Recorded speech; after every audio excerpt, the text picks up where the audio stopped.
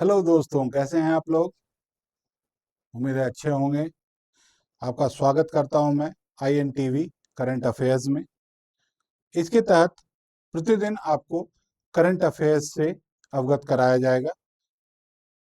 हम लोग शुरू करते हैं आज का। आज 18 जून है और 18 जून के जो इम्पोर्टेंट न्यूज़ हैं उसको हम लोग आज कवर करते हैं। आइए।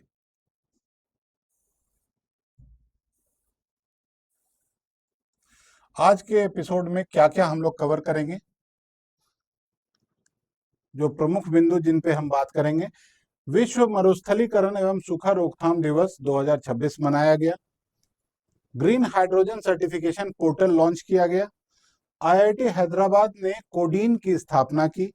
12,000 करोड़ की किसाऊ बहुउद्देशीय बांध परियोजना पर चर्चा हुई। नाटो रक्षा मंत्रियों का शिखर सम्मेलन आयोजित हुआ। जेम और भाषिनी के बीच समझौता हुआ। RBI रिलेथन 2026 आयोजित किया गया। ओडिशा ने 76,612 करोड़ के निवेश प्रस्तावों को मंजूरी दी और भारत और थाईलैंड के बीच 10वां रक्षा संवाद हुआ। इन पर हम लोग, ये विशेष न्यूज़ हैं आज के, और इन्हीं पर हम लोग चर्चा करेंगे। और हम लोग ये भी देखेंगे कि कौन से किसी विषय पर एग्जाम्स के लिहाज से, जो भी हमारे SSC का एग्जाम है, बैंकिंग का एग्जाम है, BPSC का एग्जाम है, UPSC का एग्जाम है, उनमें इन टॉपिक्स पे किस तरह का क्वेश्चन पूछा जा सकता है। तो आइए एक एक करके इन सभी खबरों का थोड़ा डिटेल हम लोग समझते हैं। सबसे पहला खबर कौन सा था? विश्व मरुस्थलीकरण एवं सूखा रोकथाम दिवस 2026। ये क्या है? World day to combat desertification and drought. English में इसको क्या कहेंगे? World day to combat desertification and drought के अवसर पर जारी रिपोर्ट के अनुसार भारत ने वर्ष 2021 से 2020 के बीच में 21.76 मिलियन हेक्टेयर क्षरित यानी कि डिग्रेडेड भूमि को सफलतापूर्वक पुनर्स्थापना की है। यानी कि जो वेस्ट लैंड था, जो बेकार जमीनें थी हमारी, उसमें कितनी बेकार जमीन? 21.76 मिलियन हेक्टेयर को क्या किया गया? फिर से पुनर्जीवित किया गया है या पुनर्स्थापना किया गया है। इससे संबंधित एक और बात आ जाती है जो इंपॉर्टेंट है। वो क्या है? वो है, क्वेश्चन पूछा जा सकता है, बॉन चैलेंज क्या है? बॉन चैलेंज क्या है?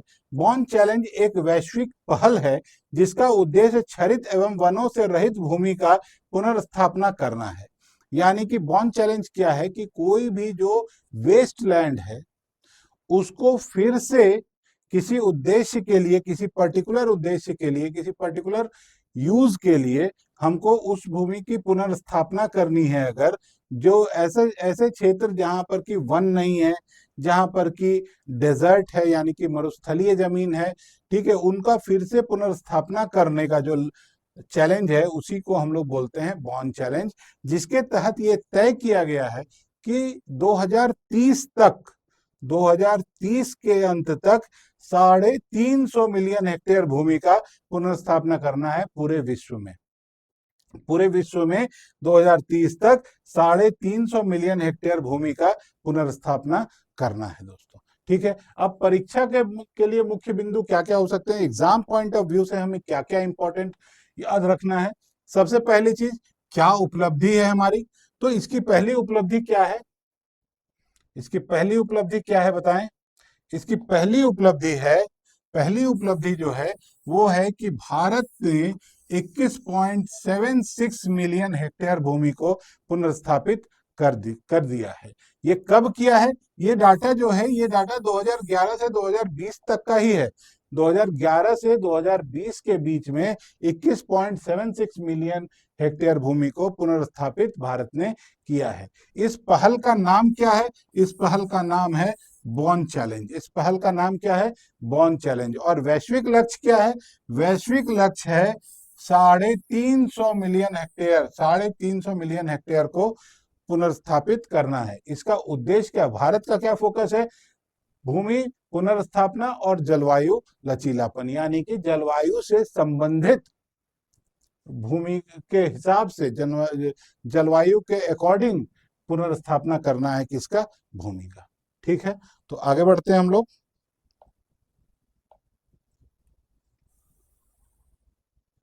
नेक्स्ट बड़ी खबर क्या है आज की? नेक्स्ट बड़ी खबर है, नेक्स्ट बड़ी खबर क्या है? नेक्स्ट बड़ी खबर है green hydrogen certification portal launch किया गया है। Green hydrogen certification portal launch किया गया है। ये क्या है, क्या हुआ है इसके तहत? केंद्रीय मंत्री प्रहलाद जोशी ने green hydrogen certification portal launch किया है। इसका उद्देश्य भारत के ग्रीन हाइड्रोजन क्षेत्र में पारदर्शिता, निगरानी एवं निवेशकों का विश्वास बढ़ाना है। जो भी ग्रीन हाइड्रोजन पे जो छोटे छोटे इनिशिएटिव्स कई जगहों पे लिए जा रहे हैं, कई प्राइवेट प्लेयर्स द्वारा भी लिए जा रहे हैं, कई सरकारी संस्थाओं द्वारा भी लिए जा रहे हैं, कई एनजीओ द्वारा भी लिए जा रहे हैं, उन सभी को एक पारदर्शी बनाना, पहली बात उनके कार्यकलापों को, दूसरा उनकी निगरानी करना, उनकी इंस्पेक्शन करना, और तीसरा महत्वपूर्ण पहलू क्या है कि इससे क्या होगा, निवेशकों में विश्वास जगेगा और नए नए निवेशक इस कार्य के लिए ढूंढे जा सकेंगे। ठीक है, अब इसके कुछ इंपॉर्टेंट फैक्ट हैं। इसका महत्व क्या है? इसका महत्व सबसे ज्यादा क्या है कि ये प्रमाणीकरण प्रक्रिया है, ये प्रमाणीकरण यानी कि सर्टिफिकेशन प्रोसेस है, जिसके तहत क्या होता है, इसका मुख्य उद्देश्य क्या है, पारदर्शिता लाना, ठीक है, और निवेशकों को उत्साहित करना, निवेशकों में विश्वास जगाना कि हम लोग, ये government certified green hydrogen project है और उसमें आप अपना निवेश कर सकते हैं। ठीक है, ये क्या है, क्षेत्र कौन कौन से क्षेत्र में ये काम हो रहा है? ये नवीकरणीय ऊर्जा के क्षेत्र में काम हो रहा है। ये क्या मिशन है, किस मिशन के तहत ये काम हो रहा है? ये मिशन का नाम है नेशनल ग्रीन हाइड्रोजन मिशन। ये ध्यान रखना है हम लोगों को, NGHM क्या है, नेशनल ग्रीन हाइड्रोजन मिशन के तहत।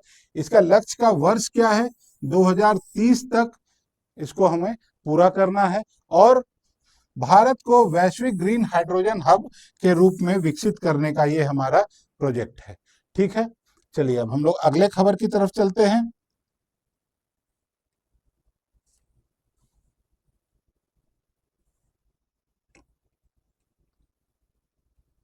अगली खबर IIT हैदराबाद से आ रही है और वो क्या है, हम इसको देखते हैं।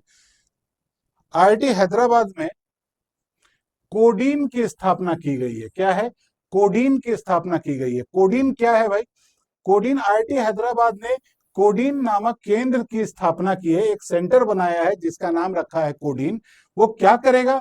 वो यह भारत का पहला समर्पित परमाणु इंजीनियरिंग डिजाइन केंद्र है, यानी कि जो न्यूक्लियर इंजीनियरिंग से रिलेटेड जो भी डिजाइन करना है उसके लिए ये पहला केंद्र एक बनाया गया है जिसका नाम है कोडीन। और ये कहाँ बनाया गया है? ये बनाया गया है IIT हैदराबाद में। कोडीन का पूरा नाम क्या है? कोडीन का पूरा नाम है centre for design and engineering in nuclear energy. क्या है? Centre for design and engineering in nuclear energy. इसका उद्देश्य क्या है? स्वदेशी परमाणु तकनीक एवं उन्नत रिएक्टर डिजाइन को बढ़ावा देना। ये मैंने आपको बताया था कि न्यूक्लियर क्षेत्र में काम करने के लिए कोडीन बनाया गया है, कोडीन की स्थापना की गई है। और इसका उद्देश्य क्या है? इसका उद्देश्य है परमाणु तकनीक विकसित करना, उन्नत रिएक्टर डिजाइन करना। ठीक है, ये दो मुख्य इनके उद्देश्य हैं। अब अगर हम इसके की पॉइंट्स की बात करें, कौन कौन से महत्वपूर्ण बिंदु हैं जिन पर हमको फोकस करना है एग्जाम पर्पज से, तो इसकी ये कौन से संस्थान में बनाया गया है? तो ये IIT हैदराबाद में बनाया गया है। केंद्र का नाम क्या रखा गया है? केंद्र का नाम है कोडीन। इसका पूरा नाम क्या है? Centre for design and engineering in nuclear energy. ठीक है, विशेषता क्या है? भारत का पहला केंद्र है, ये पहला न्यूक्लियर डिजाइन केंद्र है। और क्या फोकस है इसका? Nuclear engineering. और क्या बनाना है इनको? क्या इनको पहला टारगेट क्या दिया गया है? इनको पहला टारगेट दिया गया हुआ है कि उन्नत परमाणु रिएक्टर यानी कि एडवांस रिएक्टर को डिजाइन करने का इनको काम दिया गया है। ठीक है, आगे बढ़ते हैं। अगले खबर की तरफ। अगला खबर क्या है? अगला खबर है 12,000 करोड़ का की किसाऊ बहुउद्देशीय बांध परियोजना।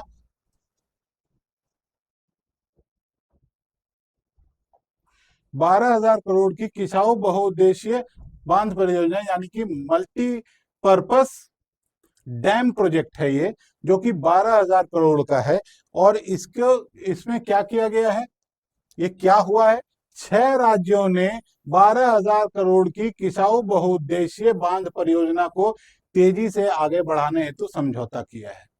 ठीक है, 6 राज्यों ने मिलकर 12,000 करोड़ की किसाऊ बांध परियोजना को आगे बढ़ाने के लिए समझौता किया है। ये क्या है कि ये इसका क्या महत्व है? एक बात बता दूं आपको, ये किसाऊ बहुउद्देशीय परियोजना जो आप देख रहे हैं, बांध परियोजना, ये यमुना बेसिन, मतलब यमुना का जल संग्रह जहां जिन जिन नदियों के माध्यम से या जिन जिन एरियाज में होता है, उन सब को विकसित करने के लिए ही ये किसाऊ बांध बहुउद्देशीय बांध परियोजना का लाई गई थी। यह यमुना बेसिन की प्रमुख जल अवसंरचना यानी कि इंफ्रास्ट्रक्चर परियोजना है। इससे क्या हो जाएगा? सिंचाई, जल भंडारण और जल विद्युत का उत्पादन, यानी कि क्या क्या करना है? इरिगेशन में काम आएगा, सिंचाई में, जल भंडारण यानी कि इससे डैम्स भी बनेंगे, ठीक है, और जल विद्युत यानी कि हाइडल पावर प्रोजेक्ट्स भी इससे डेवलप होंगे, हाइड्रो पावर प्रोजेक्ट्स भी डेवलप होंगे। क्या क्या ध्यान में रखना है हमको? परियोजना का नाम क्या है? Kishau multipurpose dam project. ठीक है, लागत कितनी आ रही है इसकी? 12,000 करोड़, जिसमें इन 12,000 करोड़ों में ये केंद्र की सहायता 90% होगी, बाकी के 10% ही 6 राज्य मिलकर देंगे। कौन से बेसिन सिस्टम, कौन से नदी तंत्र पे काम कर रहा है? ये पूरे यमुना बेसिन पर काम करेगा। ठीक है, इसके अलावा ये किस लिए? सिंचाई, जल भंडारण और जल विद्युत, ये तीनों को पूरा करने, तीनों के को प्राप्त करने के उद्देश्य से ये परियोजना लाई गई है। ठीक है, आगे बढ़ते हैं हम लोग अगले खबर की तरफ। अगला न्यूज जो है वो क्या है? अगला जो आज का न्यूज है वो है नाटो रक्षा मंत्रियों का शिखर सम्मेलन हुआ था। नाटो जो एक नॉर्दर्न अटलांटिक ट्रीटी ऑर्गेनाइजेशन है, ठीक है, वो एक काफी शक्तिशाली देशों का समूह है, और उसके रक्षा मंत्रियों का एक शिखर सम्मेलन, एक रक्षा मंत्रियों का शिखर सम्मेलन आयोजित किया गया था। और ये कहाँ हुआ था? ब्रसेल्स, जो कि बेल्जियम की राजधानी है, वहां पर नाटो के रक्षा मंत्रियों की बैठक आयोजित हुई, जिसमें रक्षा उत्पादन और सुरक्षा तैयारियों पर चर्चा हुई। ठीक है, मेनली क्या उद्देश्य था इसका? रक्षा उत्पादन और सुरक्षा से संबंधित तैयारी, यानी कि डिफेंस प्रोडक्शन और डिफेंस से रिलेटेड जो हमारी तैयारियां हैं उनकी, उस पर बात हुआ था। इसमें प्रमुख चर्चा का विषय क्या था कि ये बात तय हुई उसमें कि ये प्रस्ताव लाया गया कि जो भी नाटो के सदस्य देश हैं वो अपने जीडीपी का 5%, वो अपनी जीडीपी का 5% रक्षा खर्च करने के प्रस्ताव पर विशेष ध्यान दिया गया। अभी ये पास हुआ है कि नहीं इसकी अभी जानकारी हमारे पास नहीं है, लेकिन जो मुख्य उद्देश्य जो है ये रक्षा मंत्रियों के शिखर सम्मेलन का, वो यही है कि जो प्रत्येक देश अपनी जीडीपी का 5% रक्षा के क्षेत्र में खर्च करेंगे। ठीक है, क्या ध्यान रखना है इसके लिए? कौन से संगठन के रक्षा मंत्रियों की बैठक हुई थी? वो नाटो। कहाँ हुआ था? इसका मुख्यालय कहाँ है? ब्रसेल्स, बेल्जियम में। कितने सदस्य देश हैं इसमें? इसमें 32 सदस्य देश हैं। फोकस क्या था? मिलिट्री प्रोडक्शन पर ध्यान था। और क्या प्रस्ताव रखा गया कि जीडीपी का 5% आपको अपने रक्षा पर व्यय करना है। ठीक है, चलिए नेक्स्ट क्वेश्चन पे चलते हैं, नेक्स्ट खबर की तरफ हम लोग बढ़ते हैं। जीईएम और भाषिनी के बीच समझौता हुआ है। जीईएम क्या है? गवर्नमेंट का ई मार्केट प्लेस है, और भाषिनी क्या है? एक बहुभाषी प्रणाली है, सरकारी प्रणाली है। ठीक है। इन दोनों के बीच एक एमओयू या मेमोरेंडम ऑफ अंडरस्टैंडिंग हुआ है, जिसका उद्देश्य क्या है? इसका उद्देश्य है कि सरकारी खरीद को सुलभ बनाना और सरकारी खरीद की जो प्रक्रिया है वो क्षेत्रीय भाषाओं में भी उपलब्ध हो। जो जीईएम क्या है? ये गवर्नमेंट का एक ई मार्केट प्लेस है, यानी कि गवर्नमेंट जो चीजें खरीदती है उसके लिए एक मार्केट प्लेस है। और इसका उद्देश्य क्या है? इसको भाषिनी के साथ एमओयू इसका हुआ है, ताकि क्या हुआ है कि इससे क्या होगा कि जो जीएम जो है, जेम जो है, उसमें जो मार्केट प्लेस है वो मार्केट प्लेस क्षेत्रीय भाषाओं में भी उपलब्ध हो, यानी कि सरकारी खरीद की जो प्रक्रिया है वो क्षेत्रीय भाषाओं में भी निष्पादित की जा सके। इसके लिए ये कौन सा प्लेटफॉर्म है? जीईएम है। साझेदार कौन है इसकी? भाषिनी। तकनीक क्या है? एआई आधारित अनुवाद पर काम होगा इस पे। उद्देश्य क्या है? Multilingual procurement. और कौन से मंत्रालय ने ऐसा किया है? यह है वाणिज्य मंत्रालय। ठीक है, आगे की खबर की तरफ बढ़ते हैं हम लोग। आरबीआई रिलेथन 2026 में आयोजित किया गया। किसने आयोजित किया? ये आरबीआई ने आयोजित किया है। ठीक है, इसको थोड़ा सा हम लोग डिटेल में समझते हैं क्या है। आरबीआई रिलेथन 2026 में आयोजित किया गया। ये किसने आयोजित किया था? ये आरबीआई यानी कि भारतीय रिजर्व बैंक या रिजर्व बैंक ऑफ इंडिया ने ये आयोजित किया था। क्या पर्पस था? पर्पस था कि जो कॉलेज के छात्रों को साइबर धोखाधड़ी, डिजिटल भुगतान सुरक्षा तथा सुरक्षित बैंकिंग के बारे में जागरूक बनाना। यानी कि किस पर्पस से किया गया इसको? इसका मेन पर्पस क्या था कि जो साइबर अपराध हो रहे हैं पेमेंट से संबंधित, यानी कि वित्तीय साइबर धोखाधड़ी से और उससे रिलेटेड जो सुरक्षा का तंत्र है उसके बारे में कॉलेज के छात्रों को जागरूक बनाने के लिए यह रिलेथन का आयोजन किया गया था। किसकी पहल थी ये? आरबीआई की, पहली बात। दूसरा, इसका लॉन्च करता कौन था? आरबीआई। ये कहाँ हुआ था? किस जगह आयोजित हुआ था? ये ध्यान रखेंगे, ये तिरुवनंतपुरम में हुआ था। तिरुवनंतपुरम में हुआ था। कौन सा लक्षित समूह यानी कि टारगेट ऑडियंस कौन था? कॉलेज के छात्र। और फोकस कहाँ था हमारा? फोकस था साइबर फ्रॉड अवेयरनेस की तरफ, साइबर फ्रॉड अवेयरनेस की तरफ। ठीक है, चलिए आगे बढ़ते हैं अगली खबर की तरफ। ओडिशा ने 76,612 करोड़ के निवेश प्रस्तावों को मंजूरी दी।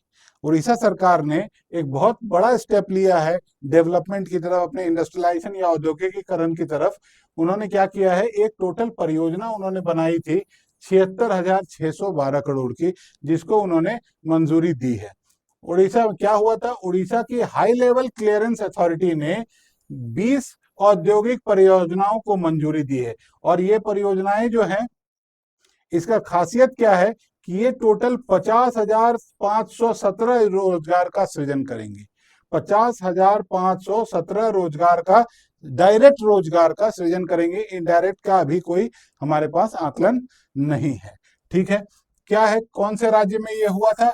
ये उड़ीसा राज्य की बात है। कुल निवेश कितना है? कुल निवेश 76,611.86 करोड़, यानी कि 76,612 करोड़ के लगभग ये इसमें क्लियरेंस यानी कि इसको मिला है मंजूरी। स्वीकृत परियोजनाएं कितनी हैं? टोटल स्वीकृत परियोजनाएं 20 हैं। अनुमानित रोजगार कितना है? 50,517, यानी कि ये जो बात हो रही है ये डायरेक्ट रोजगार की हो रही है, ध्यान रखिएगा, ये इनडायरेक्ट रोजगार की बात नहीं हो रही है। प्रमुख क्षेत्र कौन कौन से औद्योगिक क्षेत्रों में परियोजनाओं को मिली है मंजूरी? स्टील में, फार्मा में, रिन्यूएबल एनर्जी में और एरोस्पेस में। और ये जो हाई लेवल क्लियरेंस अथॉरिटी जो मैंने आपको बताया था, एचएलसीए जो है, एचएलसीए हाई लेवल क्लियरेंस अथॉरिटी, ये जो कमिटी उन्होंने बनाई है उड़ीसा सरकार ने, उसके अध्यक्ष और कोई नहीं, स्वयं मुख्यमंत्री होंगे उड़ीसा के, स्वयं मुख्यमंत्री होंगे उड़ीसा के। ठीक है, अगली खबर की तरफ हम लोग बढ़ते हैं। अगली खबर जो है वो है भारत और थाईलैंड के बीच में, भारत और थाईलैंड के बीच 10वां रक्षा संवाद हुआ है, यानी कि 10th dialogue of defence cooperation between Thailand and India. क्या हुआ था, कब हुआ था ये? 16 जून 2026 को बैंकॉक में भारत और थाईलैंड के बीच 10वां रक्षा संवाद आयोजित हुआ।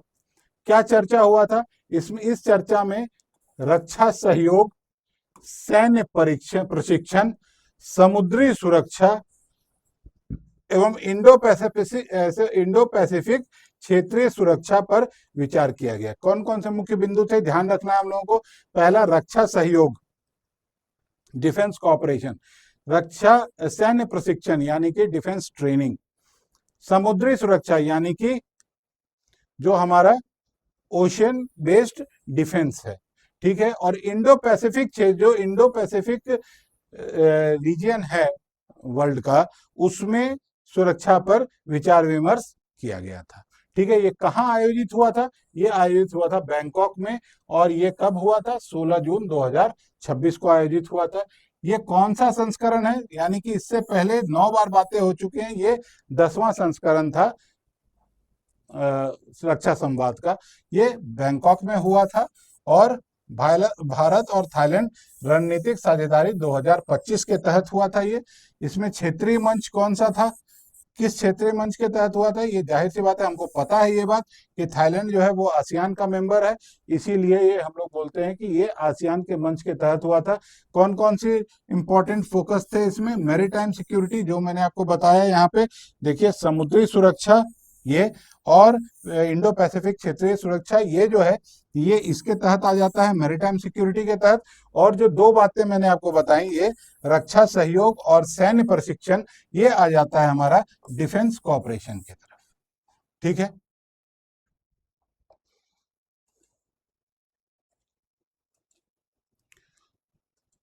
आज का डेली करंट अफेयर्स यहीं तक था। उम्मीद है आपको वीडियो बहुत अच्छा लगा होगा। इस वीडियो को लाइक कीजिए, शेयर कीजिए, चैनल को सब्सक्राइब कीजिए। आपको हर दिन ऐसे ही विशेष जो इम्पोर्टेंट न्यूज़ है उसके डिटेल्स बताए जाएंगे। और अगर आप किसी भी सरकारी नौकरी के लिए तैयारी कर रहे हैं, चाहे वो एसएससी हो, चाहे वो बैंकिंग हो, चाहे वो यूपीएससी हो, चाहे वो बीपीएससी हो, तो आपको डेली करंट अफेयर्स के लिए इस चैनल को सब्सक्राइब करना चाहिए और बेल आइकन को दबाना चाहिए। अपने दोस्तों के साथ इस वीडियो को शेयर कीजिए। हर दिन आपको इसी तरह की खबर और परीक्षा से संबंधित इंपॉर्टेंट पॉइंट्स बताए जाएंगे। Thank you very much. मिलते हैं अगले वीडियो में।